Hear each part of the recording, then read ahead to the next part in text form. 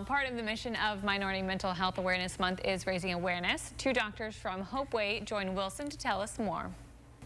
Hello, good morning, everyone. Wilson's World back again with the doctors here from HopeWay. I just want to really jump right into it here, talking about mental health. This month, July, we're getting ready to wrap it up right here. Wanted to get this on for the end of the month right here.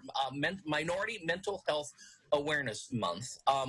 In communities, all communities have the stigma with getting help sometimes, and with this mental health right here. What can people, if someone's watching this, and they want to know more, or they want to help, or there's someone in their family and they're experiencing challenges, what do you suggest? What can they do?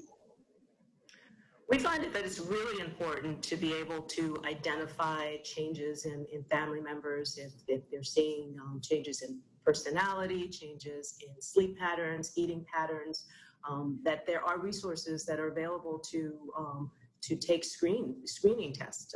There's screening tools that the National Alliance of Mental Illness, the Mental Health America has, that you can look and see if the symptoms family members are having or that you yourself are having are problematic and require further treatment.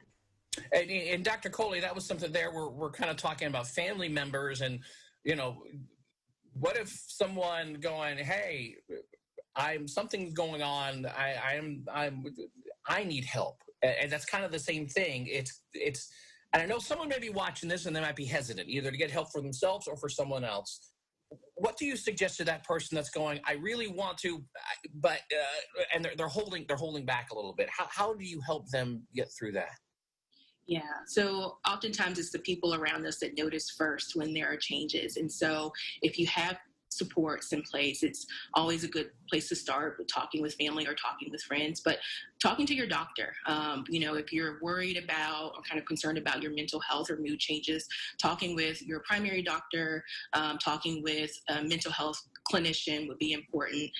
We work for HopeWay, which is a nonprofit organization here in Charlotte, and we offer residential as well as day treatment programs for adults with mental illness, and we have a separate location that offers outpatient services as well. And so we try to be a support and resource for the community at large.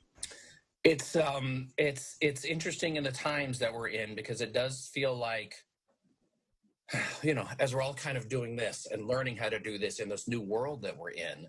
I heard some people, I've kind of heard some people say, oh, I cannot wait to get back to normal. There's parts of this that I hope we kind of don't go back to normal, because I'm finding people saying, hey, how are you? Hey, and how are you doing, more than ever before? And I'm hoping that maybe that's something we can continue once we finally do get through this.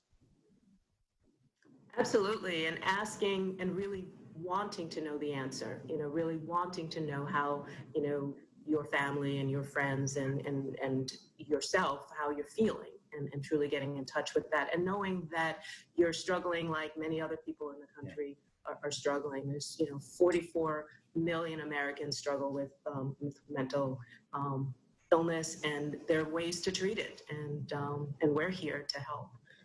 Listen, we're going to have a link up if you want to know more at WCCBcharlotte.com, HopeWay.org. They are a nonprofit organization. They're doing some great work, and I had a feeling I was going to have these ladies back on again, because we didn't get to everything I wanted to talk about this morning, but we will definitely do that soon and have you both back. Thank you for what you're doing. Thank you for helping spread the awareness, and just thank you for helping people.